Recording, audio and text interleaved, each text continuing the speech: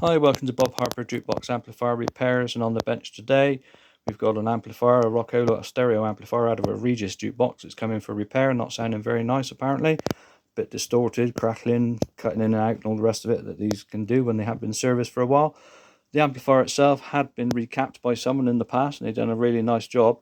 They'd replaced the 200 microfarad caps underneath the chassis here, but what they hadn't done was replace the electrolytics, the 4-section one. So I've put these on a tag strip with new capacitors underneath, so these cans, both of them now, are just for show.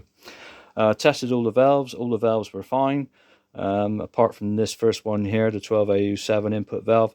That was noisy, and microphonic, which I've replaced. Also needed 2 new pots here that were really bad. They wouldn't adjust and they were crackly and they were very corroded inside, so I've replaced these 2 input level pots here on the amplifier. Talking about these, I'll a quick mention about these. I get a lot of these amplifiers in where these controls are miles out. They're not intended for customer use. It's adjust input levels. It's marked on the amplifier, and people fiddle with these. These really are only for the tech setting up the amplifier. You've got a test socket here, so what you do, you put the proper input in and you test for the correct voltages on these test points here and adjust these pots so that the correct voltages, your left and right channel, are spot on. And as you can see, I put a little dab of paint on them to stop them being moved inadvertently. These set up the AVC. The only time you would change that setting possibly is when you change the 12AU7 valve, which I've just done, and the 6 CY7s, each of those.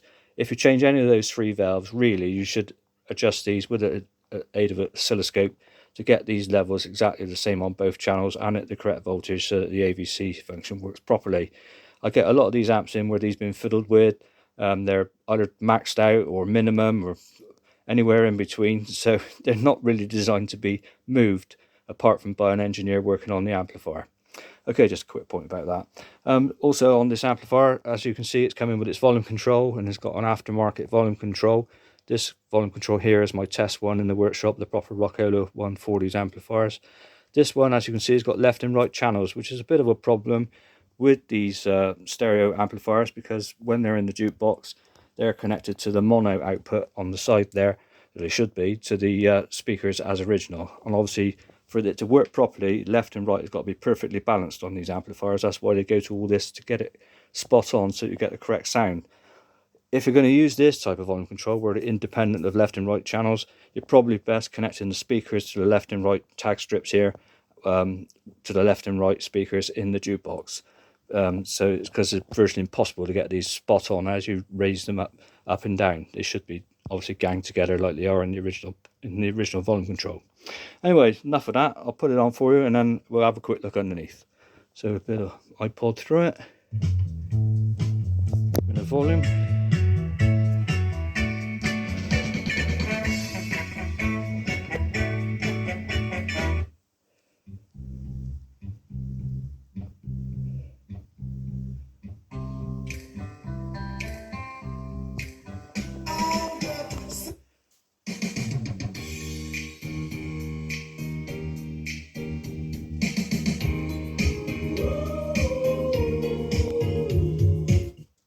Okay, so you can see he sounds absolutely perfect like these amps do. He's very quiet, there's no hum or nothing, no crackles now.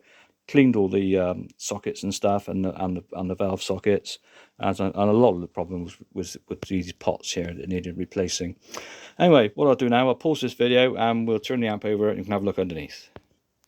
Okay, so here we are on the underside of the amplifier. These are new electrolytics I fitted here to replace the existing can capacitor. Obviously it was original, so it's like, what's it, 50 years old now, so replace those. A couple of resistors are replaced there, a capacitor there that was missing out of the amplifier I've put in.